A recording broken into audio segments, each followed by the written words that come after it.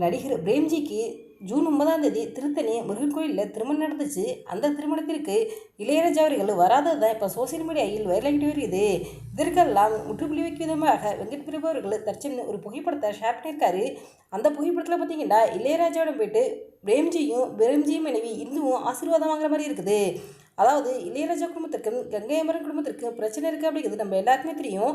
என்னதான் உங்கள் அண்ணன் தம்பிக்குள்ள பிரச்சனை இருந்தாலும் ஒரு கல்யாணம் அப்படின்னு வந்தால் அண்ணன் தம்பிகள்லாம் ஒற்றுமையாக இருந்தால் தான் பார்க்கறதுக்கு நல்லாயிருக்கும் என பலரும் தங்களுடைய கருத்துக்களை சொல்லிட்டு வர்றாங்க.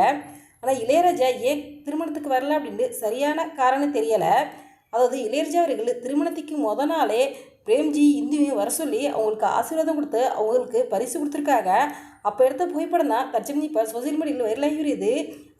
கங்கை அமரனும் இளையராஜா அவர்களும் பேசாமல் இருந்தாலும் அவங்களுக்குள்ள பிரச்சனைகள் இருந்தாலும் வெங்கட் பிரபு, பிரேம்ஜி, யுவன் சங்கர் ராஜா இவங்க 3 பேரும் க்ளோஸாக தான் இருக்காங்க. அவங்க 3 பேரும் நல்லா பேசிக்குவாங்க.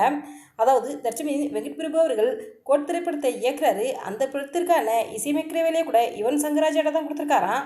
ஆனால் இப்படி இருக்க நிலையில் ஏன் யுவன் சங்கர் ராஜா கூட பிரேம்ஜி திருமணத்துக்கு வரல அப்படிங்கிறத பலருடைய கேள்வியாக இருக்குது. இளையராஜா அவர்கள் ஜூன் 9ஆம் தேதி இசைப்பணியில் இருந்தனால அவங்களால திருமணத்துக்கு வர முடியல அப்படின்னு சொல்லிட்டு திருமணத்துக்கு முத நாளே பிரேம்ஜியும் இந்தியும் வீட்டுக்கு வர சொல்லி அவங்களுக்கு ஆசீர்வாதம் வழங்கி பரிசு கொடுத்ததாகவும் தகவல் வெளியாகியுள்ளது.